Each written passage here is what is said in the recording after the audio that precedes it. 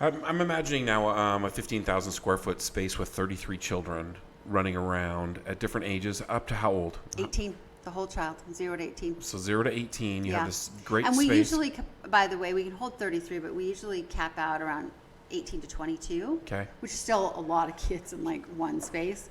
And 15,000 is both buildings. So the shelter side, the residential floors, that area, that building's about 7,000, and that includes storage rooms, laundry. So I mean, you start shrinking down, the floor, the residential floor we call it, and then the bedrooms are surrounding that.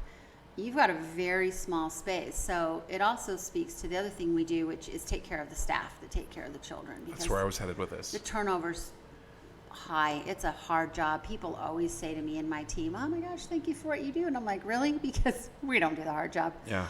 We only exist to ask them how we can help them do their job better. I when my team gets burned out, or they're questioning, like, how much do we give or how much should we give? I'm like, everything. The only reason we're a 501c3 is to help them do their job better, period. Whatever that needs to look like, you give it up. Yeah. More will come, because they're the ones, as a foster child, I can tell you that everything that happens to us, we're totally dishing out, for sure. They're getting hit, spit on, names called. I mean, it's hard. It's not, rosy, the Christmas box house every single day. The kids they have tough stuff going on, and it's those staff that really see the brunt of it. So it's like, we reach out to Starbucks or another company. We're like, how many $5 gift cards can we get? Here's a stack. Perfect. Hand that out like confetti.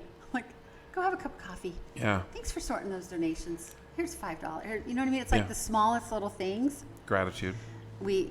Because they really have the hardest job. I mean, man, bless their hearts. It's a lot. How many people would you say are on the floor when you're at that 22, 25 capacity? So there's a 6-to-1 ratio that licensing requires for children in what's called congruent care, which is residential care for kids.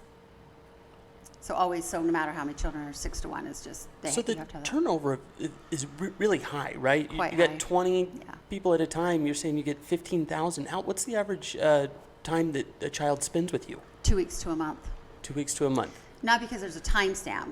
That's just kind of the average. And we've seen this post-COVID thing is like, all of a sudden we went from like an average of 8 to 12 kids to an average of 18 to 22 kids.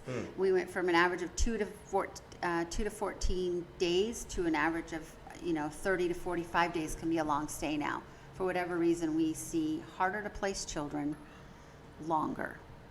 And I don't know what kind of trickle effect there is. During COVID, it was interesting, or we still have COVID, so I should say during quarantine, we had really low numbers, like 6 or 8 kids on the floor. And normally we'd be like, yeah, we're going to go out of business.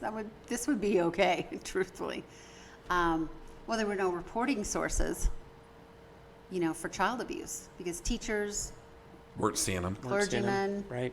Sports coaches, you name it, whoever normally would see a child outside of the home wasn't seeing a child outside of the home. So it wasn't being reported.